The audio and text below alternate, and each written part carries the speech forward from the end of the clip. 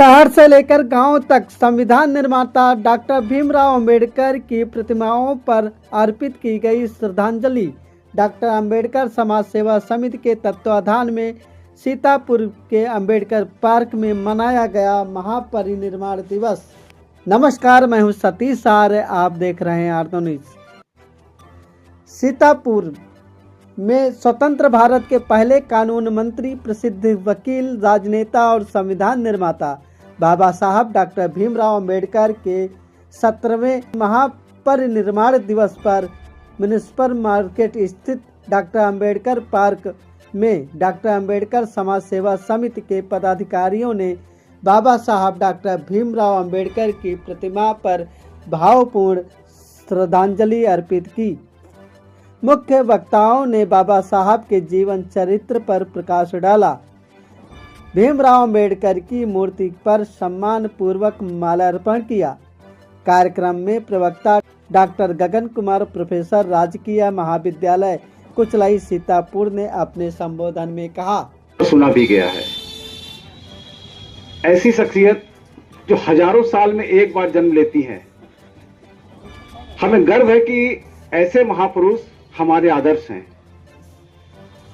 जो मुख्य बातें रही, बाबा साहब भीमराव अंबेडकर के जन्म से लेकर मृत्यु तक पूरा उनका जीवन काल संघर्ष का प्रतीक है। आज हम लोग 70वां उनका परिनिर्वाण दिवस यहाँ पर मना रहे हैं, इसके लिए एकत्रित हुए हैं। ये बाबा साहब के संघर्ष का परिणाम है कि जो उन्होंने शिक्षा दी, उसकी बदौलत आज हम इस स्थान तक पहुंच पाए हैं और लोगों को, समाज को जागरूक करने का हम सभी प्रयास कर रहे हैं। अपने अपने स्तर से, अपने अपने स्थान पर जिस भी तरीके से हो सकता है, हम लोग प्रयास करते हैं कि बाबा साहब को जो है संघर्ष को आगे बढ़ाया जाए।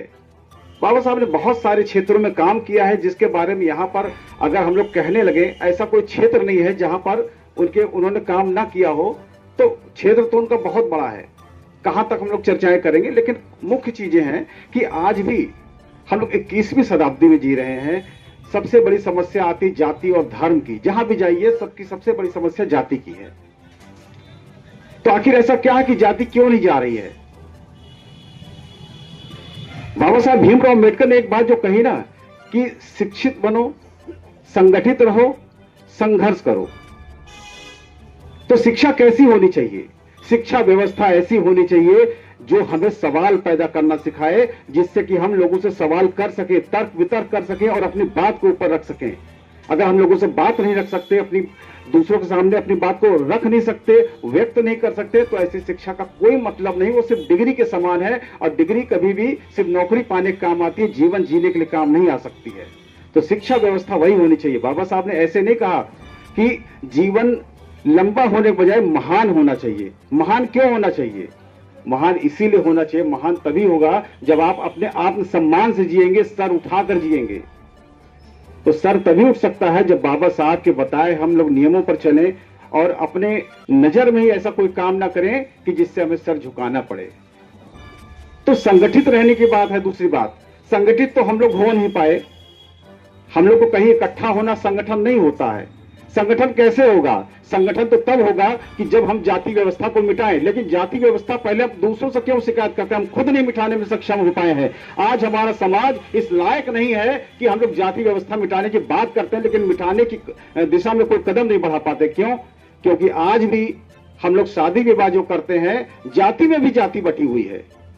तो संगठित कैसे होंगे, मजबूत कैसे होंगे? संघर्ष तो। कार्यक्रम में विशिष्ट प्रवक्ता डॉक्टर सुनील कुमार, प्रोफेसर, आचार्य नरेंद्र देव, टीचर्स ट्रेनिंग स्टडी सीतापुर ने अपने संबोधन में कहा कि हमें बाबा साहब डॉक्टर अंबेडकर के जीवन से प्रेरणा लेनी चाहिए। उन्होंने अपने वक्तव्य में कहा, पैसा नहीं है, संसाधन नहीं है, तो बाबा साहब का जीवन आपको प्रेरित करता है कि संसाधनों की कमी के बावजूद उन विपरीत परिस्थितियों में जहां पर कि वो बाहर बैठ के पढ़ा करते थे और उसके बाद भी वो अपने लक्ष्य की ओर नहीं डिगे और अपने लक्ष्य को प्राप्त किया और दुनिया का नेतृत्व किया, है ना। किसी ने कहा कि I had a complaint to God, मुझे ईश्वर से एक शिकायत है। ईश्वर जो भी सत्ता है, प्रकृति से एक शिकायत है कि मेरे पास अच्छे जूते नहीं है। I had a complaint to God that I have no shoes, मेरे पास अच्छे जूते नहीं है। Until I saw a man, तब तक ये शिकायत थी जब तक मैंने देखा I saw a man who has no feet, जिसके बाद पैर ही नहीं थे, है ना। तो आप देखिए, अपने आप को देखिए, और आपसे बहुत सारे ऐसे लोग हैं जो संसाधन आपके पास हैं अवेलेबल, उसके बावजूद भी बहुत सारी विपरीत परिस्थितियों में लोग कार्य कर रहे हैं। बाबा साहब आपके जीवन का आदर्श हो सकते हैं, जहां तक कि विपरीत परिस्थितियों में भी हम शिकायत संसाधनों को कमी कर ओनर होते हैं, तो वो एक बहुत बड़ा आकर्षण है, बहुत बड़ा एक माध्यम हो सकता है जहां से हमको प्रेरणा लेनी चाहिए। और एक ऐसे व्यक्ति जिसके पास जूते ही नहीं, संसाधन ही नहीं है, उनसे तो हम बहुत अच्छी स्थिति में हैं। उस समय आज से इतने समय पहले, 100 साल पहले जैसी परिस्थितियां थी, वैसी परिस्थितियां आज तो नहीं है। कम से कम आज आपके लिए विद्यालय जाने का अवसर है, माता पिता भी पढ़े लिखे हैं, संसाधन अवेलेबल हैं। तो जहां पर कि उस समय संसाधनों की कमी थी, उसके बाद भी वो आगे बढ़ गए, तो आज तो हमारे पास बहुत बड़ा कारवां है, फिर हम क्यों पीछे रह जा रहे हैं। तो हमें सीखना चाहिए कि संसाधनों की कमी का रोना नहीं रोना है। किसी ने कहा, मार्क ट्वेन एक बहुत बड़े दार्शनिक, उन्होंने कहा कि I can see rainbow in the garbage, मैं कूड़े के ढेर में भी जो आशा की किरण नजर आती है मुझे, इंद्रधनुष के रूप में देखता हूँ। यानी जो एक पॉजिटिव जो आपका एटीट्यूड होता है, वो दिखाता है आपको कि कमियों के बावजूद भी फिर आप आगे बढ़ सकते हैं। आंधियां हैं बहुत तो क्या घर बनाना छोड़ दें, गम है बहुत तो क्या मुस्कुराना छोड़ दें। तो अपनी इच्छा शक्ति को आप जागृत रखिए, आगे बढ़िए। शिक्षा आगे बढ़ने का मूल मंत्र है। बाबा साहब ने कहा, शिक्षा वैसे का दूध है, जिससे कि जो पिएगा वो आगे दहाड़ेगा, है ना। तो इसको प्राप्त करने के लिए जितना प्रयास हो आप करिए। माता पिता का यह कर्तव्य है कि अपने संसाधनों का जितना भी है उसका मैक्सिमम लगाएं बच्चों की शिक्षा पर, और उनको प्रेरित करें। अपने संसाधनों के माध्यम से बहुत सारे अन्य उत्तरदायित्व होंगे, सारी बातें सही है, लेकिन बाबा साहब के संविधान की रोशनी में बहुत सारे ऐसे प्रयास किए जा रहे हैं। हमें अवसर इस बात की, आवश्यकता इस बात की है, उन संसाधनों का लाभ उठाएं, है ना। लोग कार्य करते हैं, जब हम प्रश्न करना छोड़ देते हैं तो वहां पर ये हमारी फेलियर भी है। बहुत सारे विद्यालयों में इस प्रकार की वजह, हम जब बात करें, जितने भी 70% population of India is living in rural area, और वहां पर जो विद्यालय स्थापित है उसमें पढ़ने लिखने वाले जो लोग हैं ज्यादातर SC ST OBC माइनॉरिटी के बच्चे हैं, है ना। और वहां पर जो नियुक्त हैं वो 60-70% लोग जो हैं वो अन्य लोग हैं जिनके बच्चे वहां नहीं। तो अगर माता पिता थोड़ा सजग होते हैं, थोड़ा उनका उत्तरदायित्व ज्यादा है, थोड़ा सा प्रयास करना होगा, प्रश्न करना शुरू करेंगे, तो निश्चित रूप से परिवर्तन देखने में आएगा। हमारी अपनी जिम्मेदारी होगी, है ना। और माता पिता ये भी देखें कि हमारी ना केवल नामांकन की बात नहीं है, केवल नामांकन कर दें, बल्कि ये भी देखें कि पर डे हमारी अटेंडेंस विद्यालय में हो, और वहां पर विद्यालय में हमें मिल क्या रहा है, उसके एवज में हमें मिल क्या रहा है। अभी किसी ने कहा कि मैडम आती है, मोबाइल चला के चली जाती है, तो हमारा उत्तरदायित्व क्या है ना। हमने कभी उनसे प्रश्न नहीं किया, हमने कभी प्रश्न करना उचित नहीं समझा, तो ये हमारी भी कमी है। क्योंकि बहुत सारे कार्य हम लोग इसलिए कर देते, कोई पूछने वाला नहीं, कहने वाला नहीं, लेकिन जब जहां से प्रश्न शुरू होता है तो वहां पर थोड़ा हम भी सचेत होते हैं। कार्यक्रम को संबोधित करते हुए वक्ता डॉक्टर अजय कुमार वर्मा, प्रोफेसर गांधी महाविद्यालय सिधौली ने अपने संबोधन में कहा, मैं आप सभी का अभिवादन करता हूं कि आप लोग हमको इस अवसर पे बोलने के कुछ दिए। जैसा कि हम जानते हैं कि बाबा साहब ने हम लोगों को संविधान दिया, और उससे बहुत सी हम लोगों की आवश्यकताएं पूरी हुई, और नागरिक के रूप में हम लोगों को देश में जो अधिकार और कर्तव्य मिले, उसमें बाबा साहब का बड़ा योगदान है। कई बार कई लोगों, कई समूहों के द्वारा, संगठनों के द्वारा प्रचारित और प्रसारित किया जाता है कि बाबा साहब ने जो कुछ भी किया है वो सिर्फ और सिर्फ दलितों के लिए या पिछड़ों के लिए। ऐसा नहीं है, उन्होंने देश के उन सभी नागरिकों के लिए किया है जो नागरिक के रूप में जीवन योगदान देश के लिए, समाज के देना चाहते थे, और हमें बहुत सी चीजें उनसे प्राप्त हुई हैं। वर्तमान में देखा जा रहा है कि हमारा जो सिस्टम है वो हमारे संविधान के प्रतिकूल कार्य करने की कोशिश कर रहा है। उसके सबसे पीछे कारण ये है कि पहले जो एक कमजोर तबका वर्ग था वो शिक्षित नहीं था, तो शिक्षित नहीं था तो वो अधिकार भी प्राप्त नहीं कर पा रहा था, अपने कर्तव्यों को प्राप्त नहीं कर पा रहा था, अपने अधिकारों मांगों की बात नहीं कर पाता। लेकिन धीरे धीरे वर्तमान समय में शिक्षा का स्तर जैसे जैसे बढ़ता चला गया, और साथ ही साथ जो आरक्षण की व्यवस्था थी, उससे जब हम लोग अपने जो हमारे अधिकार और कर्तव्य थे या हमारे लिए जो उचित स्थान था उसको हम प्राप्त करने लगे, प्रतिस्पर्धा के दौर में हम आगे बढ़ने लगे, तब जो एक वर्ग था जो हमारे अधिकारों को लेकर के बैठा था उसने विरोध करना शुरू किया और उस व्यवस्था ने एक ऐसी काल्पनिक व्यवस्था को स्थापित करने का कार्य किया जिसमें जो वंचित वर्ग के लोग थे वो पीछे हट जाएं। उसके लिए उन्होंने निजीकरण की व्यवस्था शुरू किए, लिबरलाइजेशन, प्राइवेटाइजेशन, ग्लोबलाइजेशन की बात करने लगे, कंप्यूटरीकरण की बात करने लगे, अंग्रेजी शिक्षा की बात करने लगे और जो मूल मुद्दे थे उनको वंचित करके, उनको हटा करके, उनको जो हमारी विमर्श था उस विमर्श से हटा करके ऐसी बात करने लगे जिससे कि जो कमजोर तबका था, जिसके लिए, जिन नागरिकों के लिए हमारे बाबा साहब ने जीवन भर संघर्ष किया, बहुत से अधिकारों को उन्होंने त्याग किया, उस वर्ग को पीछे करने के लिए एक नया कृत्रिम विचारधारा को सामने लाए। और चूंकि हम लोग शिक्षित नहीं हैं, हमारा कमजोर वर्ग शिक्षित नहीं है, वो उनकी जो सोच थी, जो चिंतन था, जो विचार था, उसको हम लोग पकड़ नहीं पा रहे हैं और हम उनकी विचारधारा में फंसते चले जा रहे हैं, जिससे जो हमें अधिकार मिलने चाहिए थे वो नहीं मिल पा रहे हैं। चाहे वो हिंदू राष्ट्र की विचारधारा हो, चाहे धर्म की बात करने की बात हो या निजीकरण की बात हो, इन सब चीजों में हम ऐसा फंस गए कि हमारा जो कमजोर वर्ग का तबका था वो विमर्श से बाहर होने लगा और जो लोकतांत्रिक प्रक्रियाएं थी उसमें भी ऐसी व्यवस्थाएं की गई जिसके माध्यम से हमारे वर्ग को पीछे करने की कोशिश की गई, जबकि वो 100% क्या 101% झूठ है। वो एक काल्पनिक चीजों को हमको दे रहे हैं और हम लोग गुमराह हो रहे हैं, हमारे लोग सोचने समझने की क्षमता नहीं है। इसलिए हम लोग शिक्षा पर बहुत अधिक जोर दें और जब शिक्षित हो जाएंगे, हमारी जनरेशन शिक्षित हो जाएगी, तो स्वाभाविक रूप से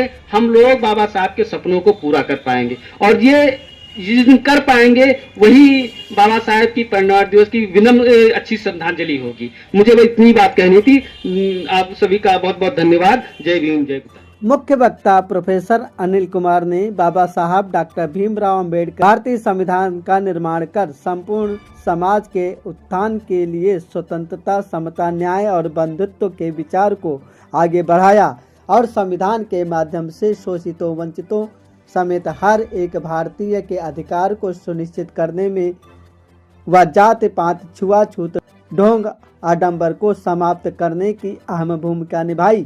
वरिष्ठ वक्ता ने कहा कि बाबा साहब डॉक्टर भीमराव अंबेडकर ने दिल्ली में 6 दिसंबर 1956 को अंतिम सांस ली। उस समय पूरे देश में शोक की लहर दौड़ पड़ी। श्रद्धांजलि देने के लिए लाखों लोगों की भीड़ दिल्ली में पहुंच गई थी।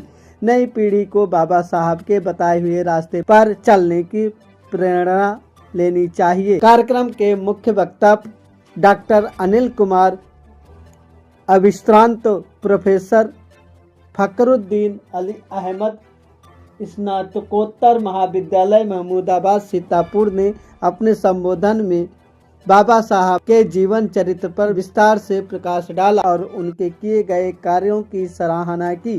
इस दौरान उन्होंने और क्या कुछ कहा वो भी आपको सुनाते हैं। समाज सेवा समिति सीतापुर के सम्मानित पदाधिकारीगण, विशेष रूप से समिति के अध्यक्ष श्री सुंदरलाल बौद्ध जी, उपाध्यक्ष मेरे मित्र डॉक्टर गगन कुमार जी, महामंत्री बीडी वर्मा साहब, कोषाध्यक्ष सतीश चंद्र गौतम जी, प्रचार मंत्री प्यारेलाल बौद्ध जी, सीतापुर नगर के सभी प्रबुद्ध साथियों, एक कविता के माध्यम से मैं आपको इस मंच से जोड़ना चाहता हूं। मैं वह बीज हूं, मैं वह बीज हूं, तुम जितना मिट्टी में दबाओगे मैं हर बरसात उतना ही उतना उगाऊंगा। यह बीज विचारों के बीज हैं। हम सब जानते हैं देह तो पार्थिव होती है लेकिन विचार तो अपार्थिव हैं।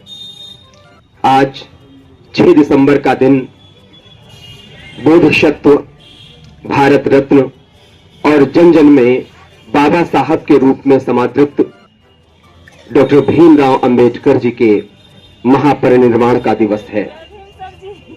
यूं तो यह शोक का विषय है जब कोई महापुरुष अपनी देह का त्याग करता है तो अपने पीछे एक विशाल शून्य छोड़ जाता है। लेकिन एक अर्थ में यह भी विचारणीय है कि देह की सीमा से परे आज के दिन और उसके बाद बाबा साहब विचार के असीमित संसार में प्रवेश करते हैं। वह विचार जिनकी सीमा नहीं है, वह विचार, वह बीज जो बार बार प्रत्येक परिस्थिति में हमारे सामने उज्जवल नक्षत्र के समान दिशा दिखाने का काम करते हैं। मित्रों, एक अजीब संयोग है कि जब समय और समाज गहरे दबाव में होता है, गहरे संकट में होता है, ठीक उसी समय समाज अपने सर्वाधिक प्रतिभाशाली, सर्वाधिक सामर्थ्यवान, सर्वाधिक प्रखर मस्तिष्क को जन्म देता है। पराधीनता का भारत निश्चित रूप से भारतीय समाज के लिए बेहद विषम परिस्थितियों का समय था, बेहद कष्टपूर्ण समय था। एक तरफ जहां वर्ण व्यवस्था की जकड़बंदियां, एक तरफ जहां सामंतवाद के सिकंजे और एक तरफ जहां औपनिवेशिक शासन का अनंत शोषण।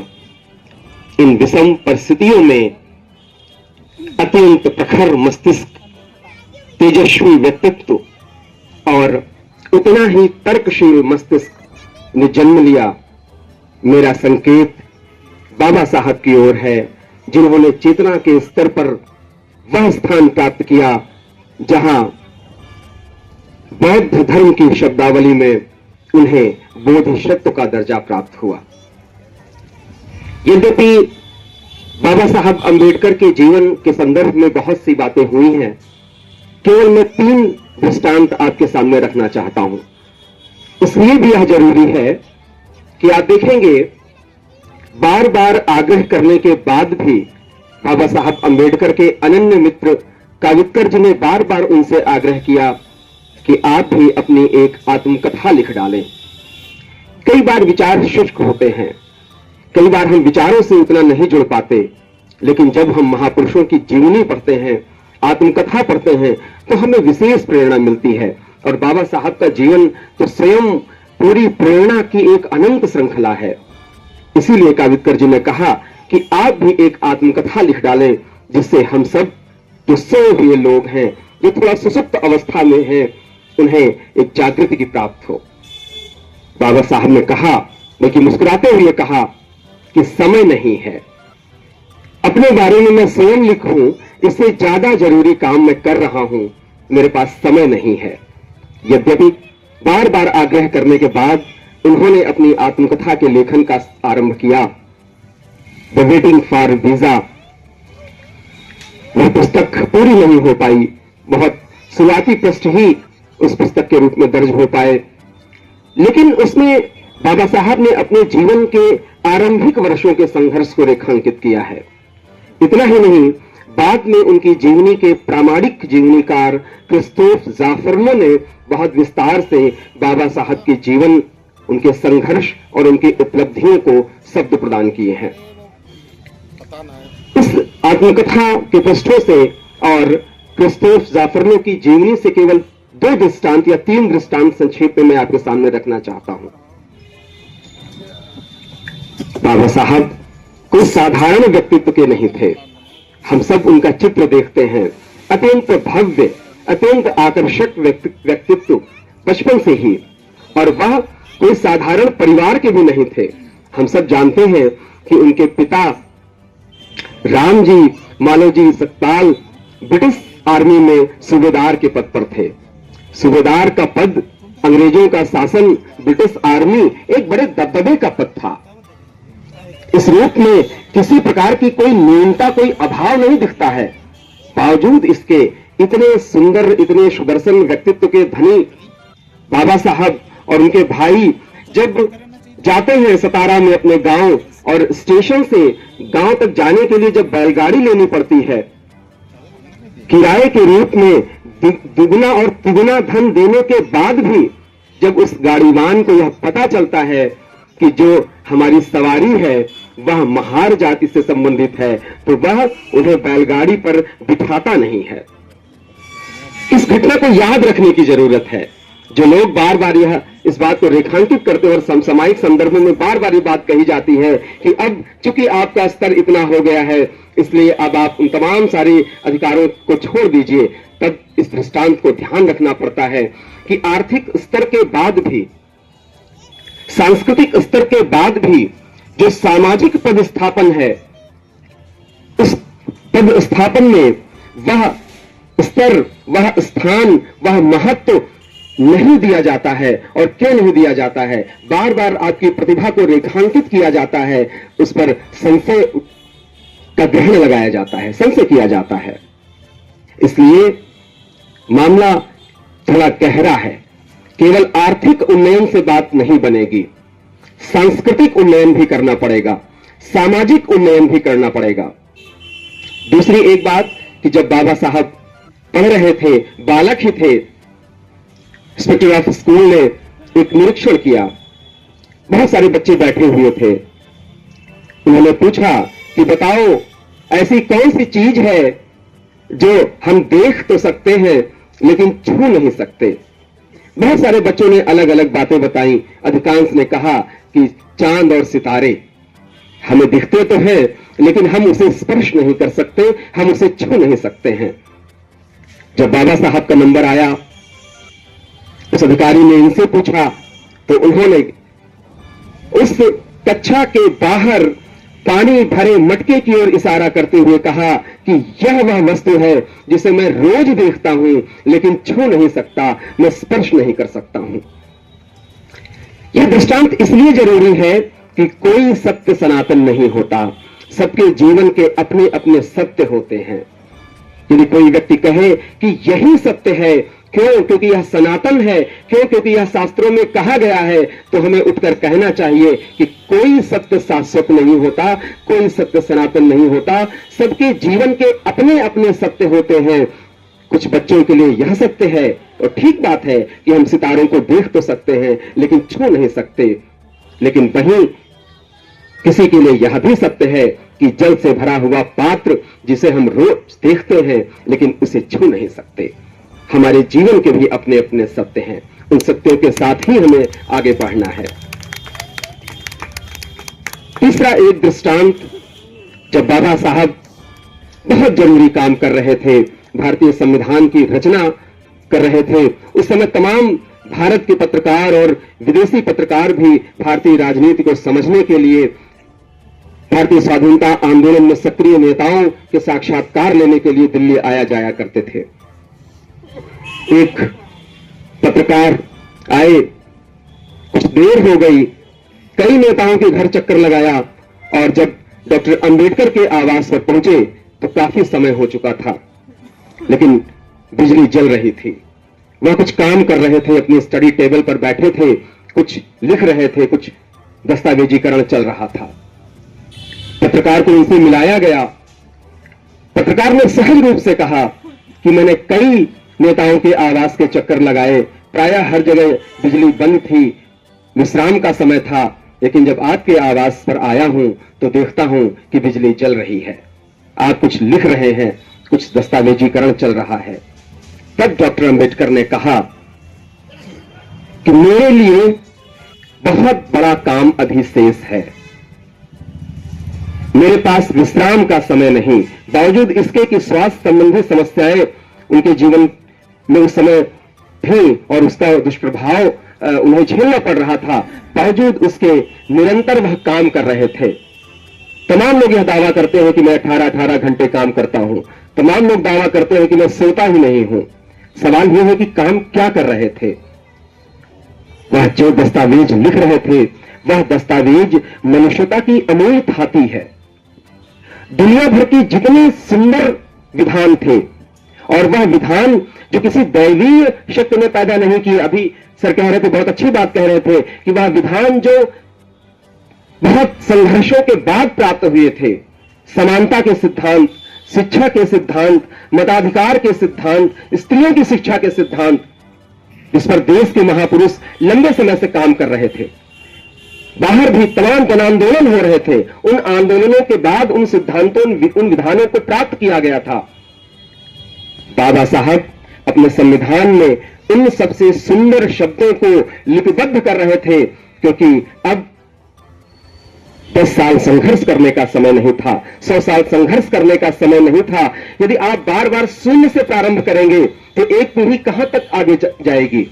इसलिए जब उन्हें अवसर मिला, उन्होंने दुनिया के सबसे सुंदर विधान को संविधान का हिस्सा बनाया। जो लोग यह कहते हैं कि यह तो आयरलैंड, इंग्लैंड, अमेरिका, ऑस्ट्रेलिया, यहां वहां से लिया गया संविधान है, तो हमें डटकर कहना चाहिए कि जी हां, यह संपूर्ण मनुष्यता का विधान है, क्योंकि इसके केंद्र में समानता का मूल्य है, क्योंकि यह मनुष्य और मनुष्य के बीच विभेद करना नहीं सिखाता। यह उतना ही महत्वपूर्ण दस्तावेज है जितने महत्वपूर्ण शब्द फ्रांस की क्रांति के बाद पूरी दुनिया ने सुने थे, जहां स्वतंत्रता, समानता और बंधुत्व की बात कही गई थी, जहां से लोकतंत्र अपनी यात्रा का शुभारंभ करता है। बाबा साहब इन सुंदर विधानों को अपने संविधान में लिपिबद्ध कर रहे थे। प्रायः हम लोग 14 अप्रैल स्मरण रखते हैं, स्मरण रखना चाहिए, बहुत बड़ा दिन है। आज 6 दिसंबर को भी हम सब बहुत विशिष्ट आयोजन में उपस्थित होते हैं।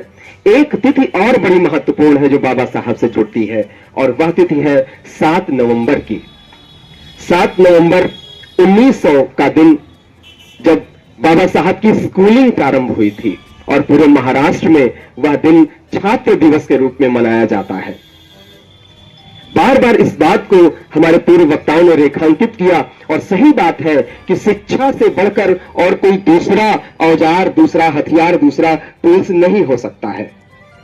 बाबा साहब का जीवन तो शिक्षा का पर्याय मात्र है। प्रायः घरों में तमाम तस्वीरें होती हैं,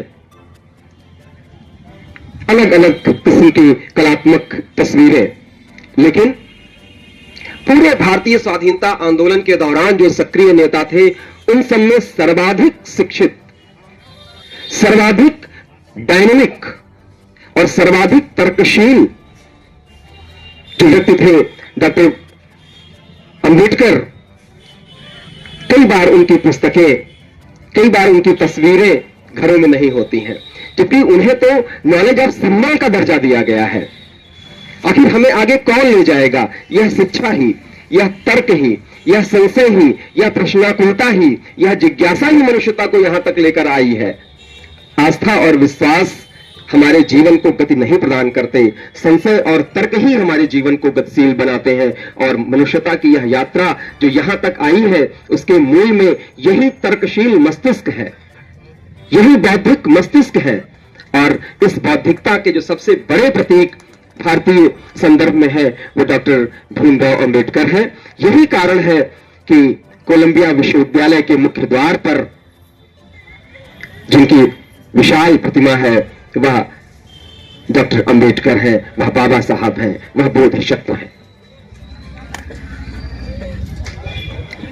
हमारी एकता के मार्ग में सबसे बड़ी बाधक तत्व कौन सी है?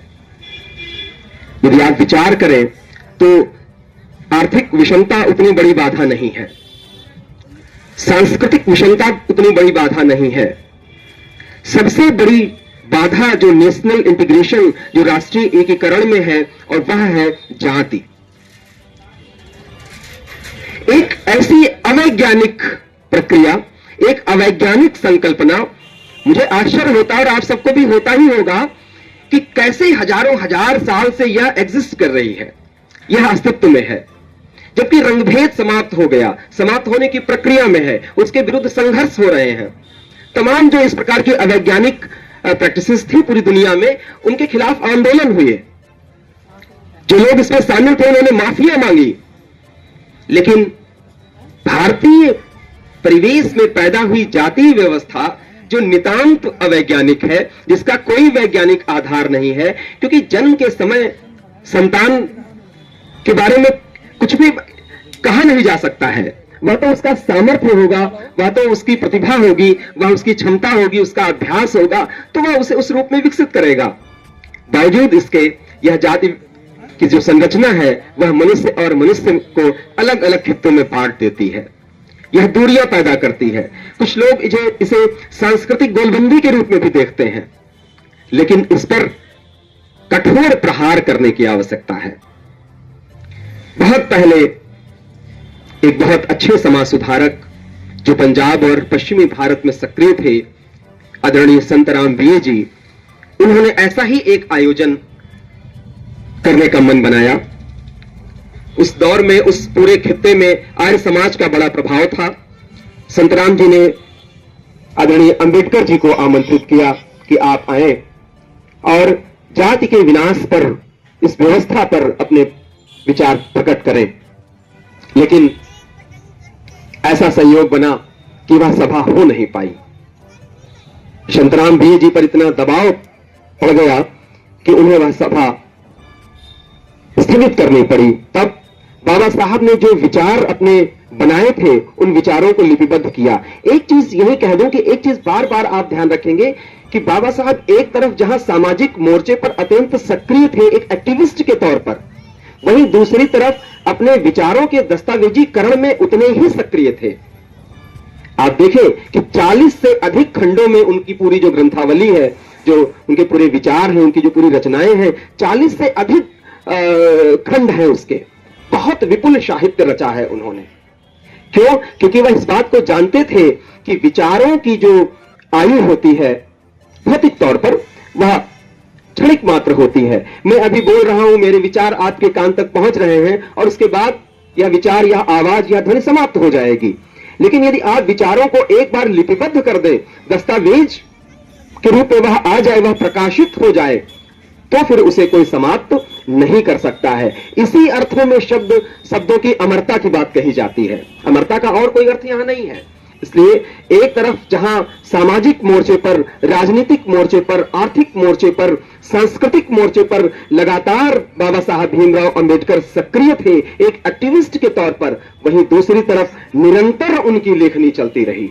उनके लेखनी की स्याही कभी सूखी नहीं। वह जान रहे थे कि आगे आने वाला जो समय है, समय में उत्थान और पतन निरंतर चलते रहते हैं। यूं तो समय का प्रवाह निरंतर है, लेकिन एक फेज आता है, दौर आता है। कभी कभी वह दौर हमें निराश भी करता है, कभी कभी वह दौर हमें उल्लास से भर भी देता है। आप तय करिए कि यह दौर कैसा है। लेकिन यदि कोई बात दस्तावेजीकरण कर ली गई, कोई बात लिपिबद्ध कर दी गई, कोई विचार प्रकाशित हो गए, वह पुस्तक का स्वरूप प्राप्त कर गए, तो फिर विषम से विषम परिस्थिति में, अंधकार से अंधकारपूर्ण रात्रि में भी वह विचार नक्षत्रों के समान प्रकाशित होंगे। वह जैसे भटके हुए राही नक्षत्रों के प्रकाश को देखकर अपनी दिशा का अनुमान लगा लेते थे, ठीक वैसे ही यह विचार हमारे मार्ग का पाथेय बनते हैं, यह मनुष्यता के मार्ग के पाथेय बनते हैं। इसलिए बाबा साहब ने निरंतर अपने विचारों को लिपिबद्ध किया, पुस्तकें प्रकाशित की, पत्रिकाएं निकाली, स्कूल्स चलाए। बहुत बड़ी बात है, क्योंकि कई बार एक्टिविज्म के साथ इस प्रकार के काम जो बौद्धिक है वह नहीं हो पाते हैं। लेकिन बाबा साहब ने दोनों मोर्चों पर समान रूप से काम किया। अभी उनके पुस्तकों की बात हो रही थी। राजगृह का जो घर उन्होंने बनाया, जिसका नाम उन्होंने राजगृह रखा, उसमें 50,000 पुस्तकें, 50,000 पुस्तकें तब जब लंदन से भारत आते हुए उनकी जो पुस्तकों की संख्या थी, जो कि दूसरे जहाज में रखी गई थी लगेज के तौर पर, और उस जहाज पर चूंकि विश्व युद्ध का समय था और एक जर्मन टारपीडो ने उस जहाज को निशाना बनाया, वह जहाज पानी में डूब गया और उसके साथ उनकी बहुत सारी पुस्तकें पानी में डूब गई, सागर में डूब गई।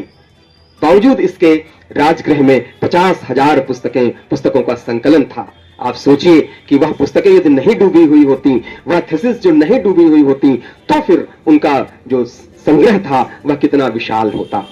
क्योंकि पुस्तकें ही ज्ञान का आगार हैं। मनुष्यता ने जितने भी खूबसूरत विचार पैदा किए हैं वह सब पुस्तकों में लिपिबद्ध हैं। सवाल यह है कि कौन सी पुस्तकें? क्या सुलाने वाली पुस्तकें? क्या केवल हमारा मनोरंजन करने वाली पुस्तकें? या फिर हमें प्रतिक्रियावाद के गर्त में धकेल देने वाली पुस्तकें?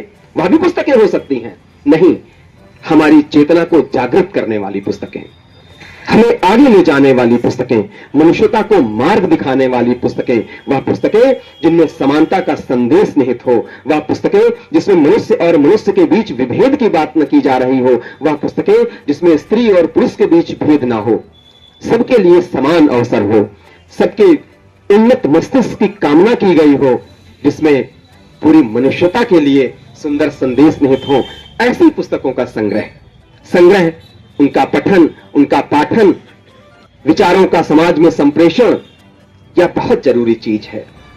बहुत अधिक विस्तार में न जाते हुए, बातें तो बहुत सारी हो सकती हैं, लेकिन बार बार यह बात आती है तो फिर विकल्प क्या है, इस पर विचार करने की आवश्यकता है।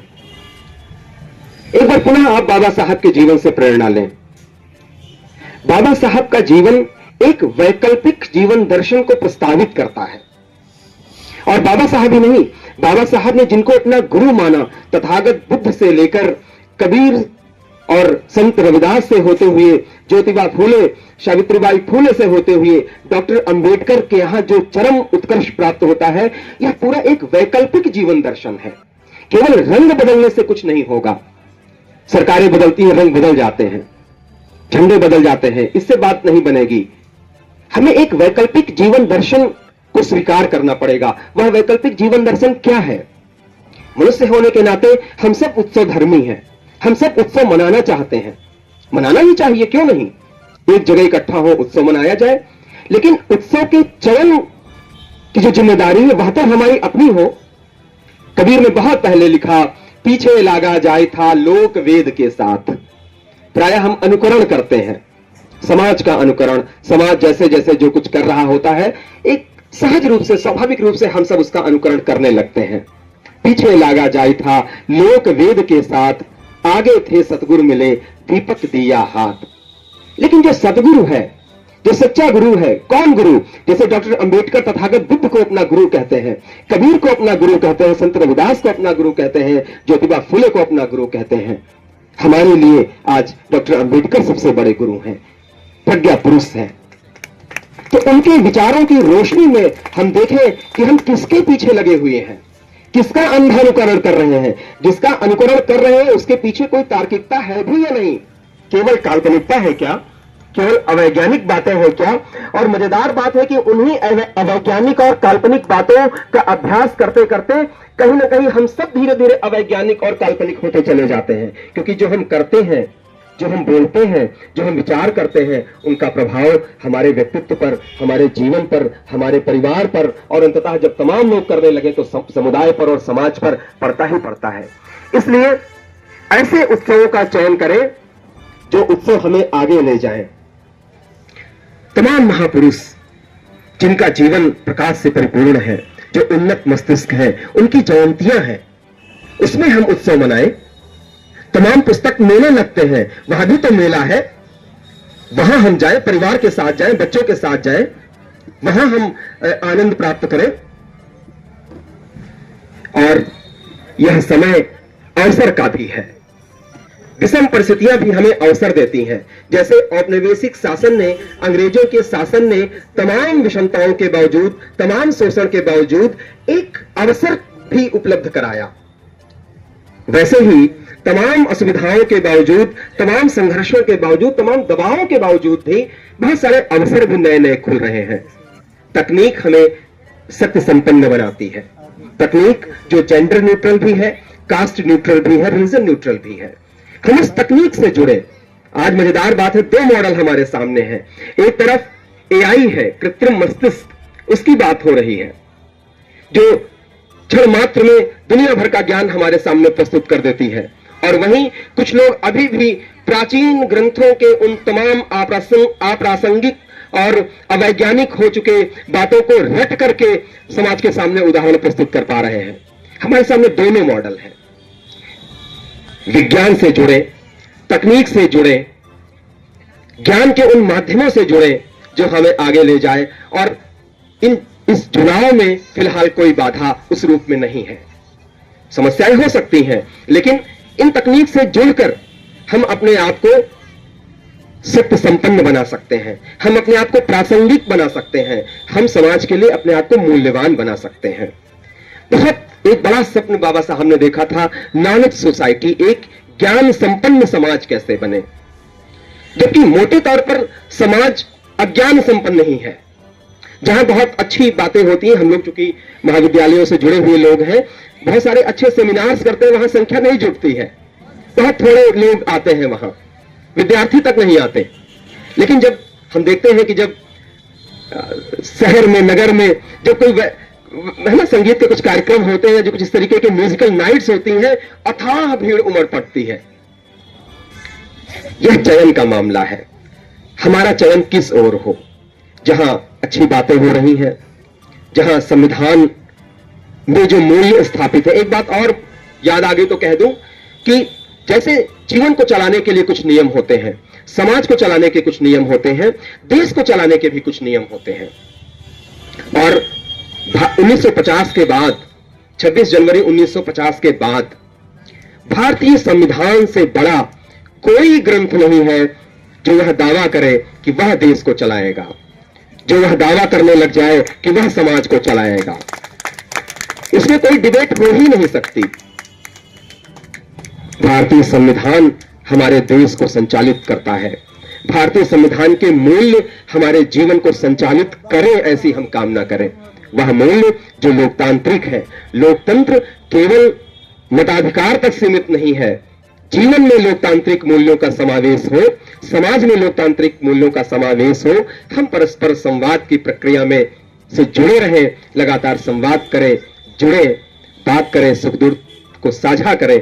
बहुत अधिक विस्तार अब करना ठीक नहीं है। बहुत थोड़ी सी बात आप सबके सामने मैं कह पाया। आदरणीय गगन जी ने और सीतापुर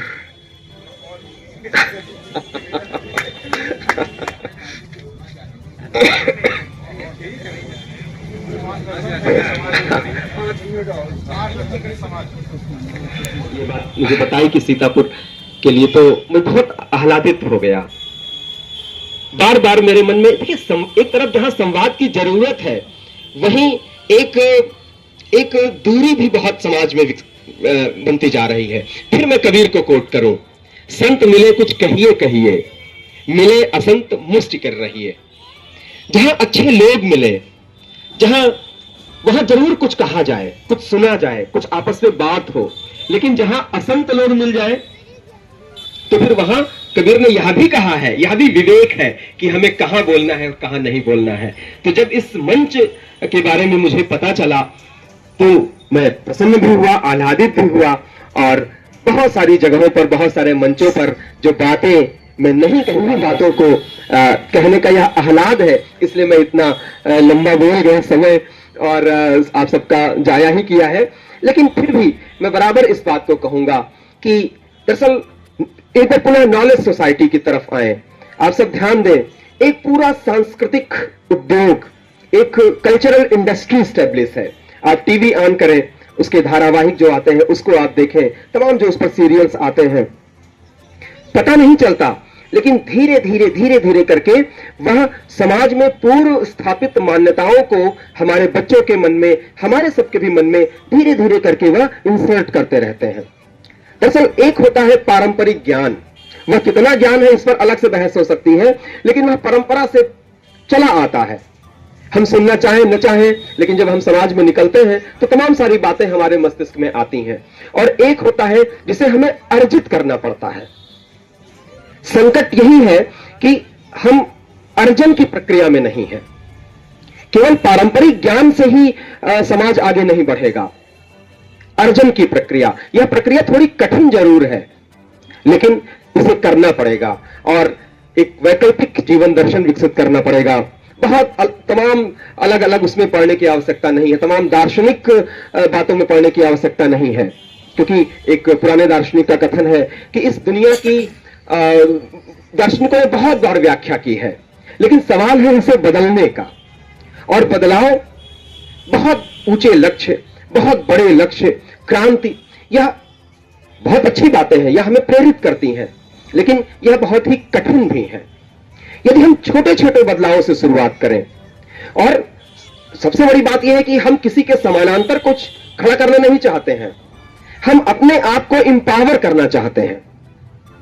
और यह इंपावरमेंट किसी के बरक्स नहीं है, किसी के अगेंस्ट नहीं है, किसी के विशेषाधिकारों को हम छीनना नहीं चाहते हैं, किसी शिक्षित समुदाय को हम अशिक्षित बनाने की बात नहीं कह रहे हैं। हम तो स्वयं की शिक्षा की बात कह रहे हैं, हम तो मनुष्य की समानता की बात कह रहे हैं, हम तो स्त्री और पुरुष के बीच के विभेद को समाप्त करने की बात कह रहे हैं, और मुझे नहीं लगता कि इसमें कोई आपत्तिजनक बात है। यह होनी ही चाहिए। और जब हम एक सुंदर सम्यक समाज की संकल्पना करते हैं तो जाहिर सी बात है कि जब सबके अंदर एक सामर्थ्यवान मस्तिष्क है, और वह सामर्थ्यवान मस्तिष्क जब अपने सर्वोत्तम प्रतिभा के साथ समाज को कंट्रीब्यूट करेगा, समाज को योगदान देने में सक्षम होगा, तभी समाज उन्नति करेगा। यह एक बड़ी चुनौती भी है। जब भारत को विश्व गुरु बनाने की बात होती है तो मैं संदेह से भर उठता हूं। एक तो इस प्रकार की कोई अवधारणा होती नहीं है ना। दुनिया में हम ही हम होंगे, इस प्रकार की जो सोच है यही अपने आप में बचकानेपन की बात है।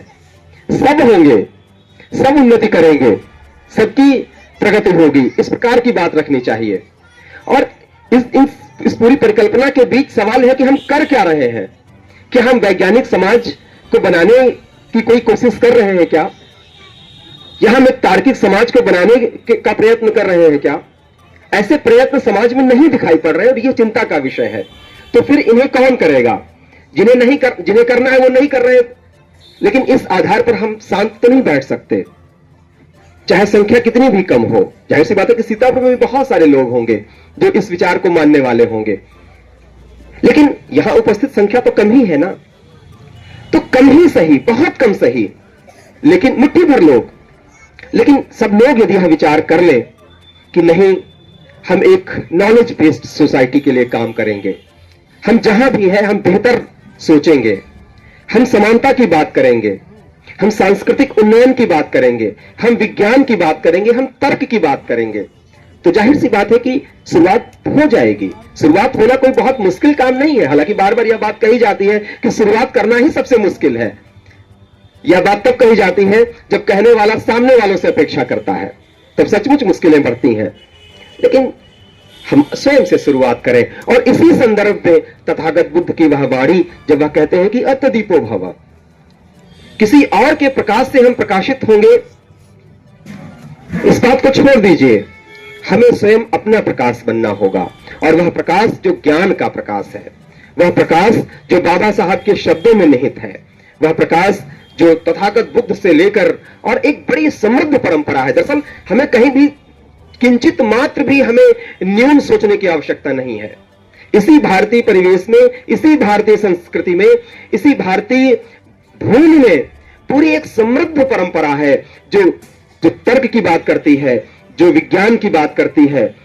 आप सोचें कि तथागत ने जब यह बात कही कि यदि कोई कार्य होता है तो उसके पीछे कोई ना कोई कारण है, यहीं से विज्ञान जन्म लेता है। कुछ लोग कहते हैं कि यह हुआ, इसके पीछे कारण नहीं बताते, कारण बता ही नहीं पाते हैं। लेकिन तर्कशील तथागत बुद्ध यह कहते हैं कि यदि कोई कार्य हो रहा है या हुआ है तो उसके पीछे कोई ना कोई कारण होगा। और यही विज्ञान के उदय की बात है, यही भारत की ज्ञान परंपरा भी है सही अर्थों में। तो एक समृद्ध परंपरा के हम सब वाहक हैं। एक शानदार कीर्तिमान हमारे बीच है। एक ऐसा व्यक्ति, 2012 में आउटलुक जैसी एक लोकप्रिय पत्रिका ने एक सर्वे किया कि सबसे बड़ा, the greatest man of India, Bharat का सबसे महान व्यक्ति। आप देखें कि भारत सरकार ने उन्हें भारत रत्न की उपाधि दी, तथागत बुद्ध की चेतना ने उन्हें बोधिसत्व से अलंकृत किया, जन जन के कंठहार वह बने तो लोगों ने उन्हें बहुत स्नेह के साथ, आत्मीयता के साथ बाबा साहब कहना शुरू किया। और लोकप्रिय पत्रिका ने जब सर्वे निकाला तो संपूर्ण भारत में कई करोड़ लोग उस सर्वे में सम्मिलित हुए, और तब the greatest man of India की उपाधि जनता ने बोधिसत्व, भारत रत्न बाबा साहब अंबेडकर को प्रदान की। यह एक विशाल विरासत हमारे बीच है जो ज्ञान के प्रतीक है। हम उनसे बार बार प्रेरणा लें, बार बार हम इकट्ठे हों, बात करें, विचार करें, संवाद करें और अपने समाज को बेहतरी की ओर ले जाएं। जो भी हमारी भूमिकाएं हैं उन भूमिकाओं को हम ईमानदारी के साथ, सादगी के साथ, लेकिन पूरे कमिटमेंट के साथ हम उस भूमिका का निर्वहन करें। लेकिन फिर भी मैं बराबर इस बात को कहूंगा कि दरअसल एक बार पुनः नॉलेज सोसाइटी की तरफ आए। आप सब ध्यान दें, एक पूरा सांस्कृतिक उद्योग, एक कल्चरल इंडस्ट्री स्टैब्लिश है। आप टीवी ऑन करें, उसके धारावाहिक जो आते हैं उसको आप देखें, तमाम जो उस पर सीरियल्स आते हैं, पता नहीं चलता, लेकिन धीरे धीरे धीरे धीरे करके वह समाज में पूर्व स्थापित मान्यताओं को हमारे बच्चों के मन में, हमारे सबके भी मन में धीरे धीरे करके वह इंसर्ट करते रहते हैं। दरअसल एक होता है पारंपरिक ज्ञान, वह कितना ज्ञान है इस पर अलग से बहस हो सकती है, लेकिन वह परंपरा से चला आता है। हम सुनना चाहें न चाहें, लेकिन जब हम समाज में निकलते हैं तो तमाम सारी बातें हमारे मस्तिष्क में आती हैं। और एक होता है जिसे हमें अर्जित करना पड़ता है। संकट यही है कि हम अर्जन की प्रक्रिया में नहीं है। केवल पारंपरिक ज्ञान से ही समाज आगे नहीं बढ़ेगा।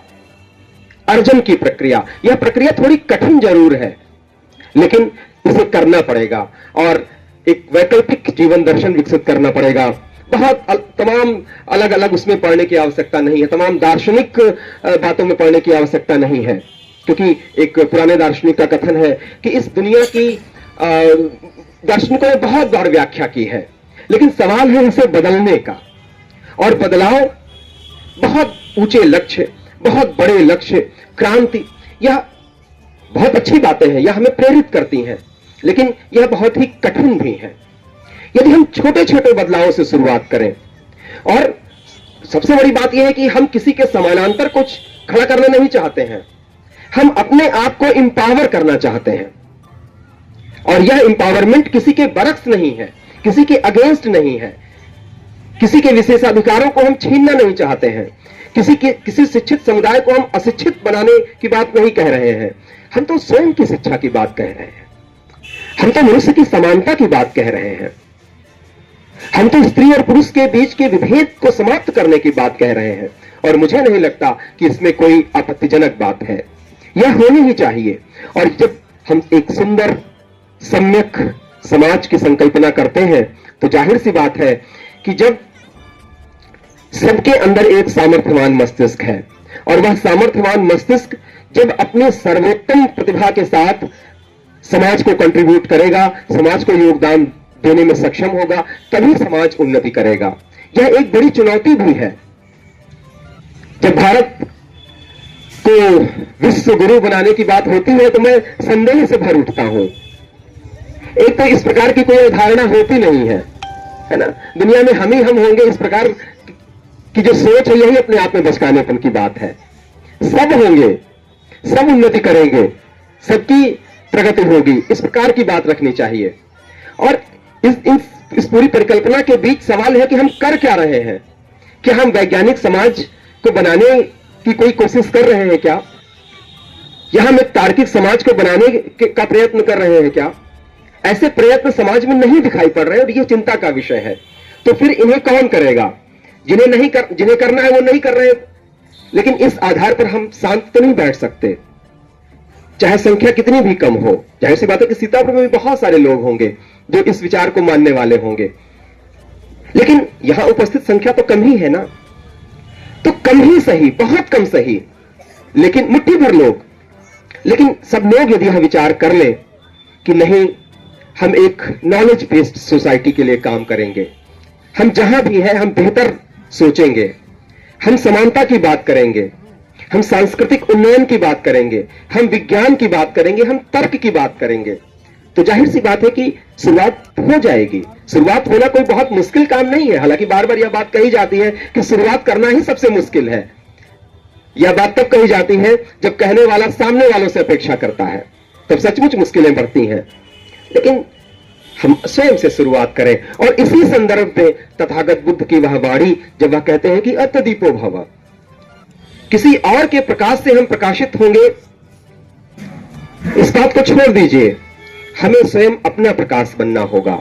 और वह प्रकाश जो ज्ञान का प्रकाश है, वह प्रकाश जो बाबा साहब के शब्दों में निहित है, वह प्रकाश जो तथागत बुद्ध से लेकर, और एक बड़ी समृद्ध परंपरा है। दरअसल हमें कहीं भी किंचित मात्र भी हमें न्यून सोचने की आवश्यकता नहीं है। इसी भारतीय परिवेश में, इसी भारतीय संस्कृति में, इसी भारतीय भूमि में पूरी एक समृद्ध परंपरा है जो तर्क की बात करती है, जो विज्ञान की बात करती है। आप सोचिए कि तथागत ने जब यह बात कही कि यदि कोई कार्य होता है तो उसके पीछे कोई ना कोई कारण है, यहीं से विज्ञान जन्म लेता है। कुछ लोग कहते हैं कि यह हुआ, इसके पीछे कारण नहीं बताते, कारण बता ही नहीं पाते हैं, लेकिन तर्कशील तथागत बुद्ध यह कहते हैं कि यदि कोई कार्य हो रहा है या हुआ है तो उसके पीछे कोई ना कोई कारण होगा। और यही विज्ञान के उदय की बात है, यही भारत की ज्ञान परंपरा भी है सही अर्थों में।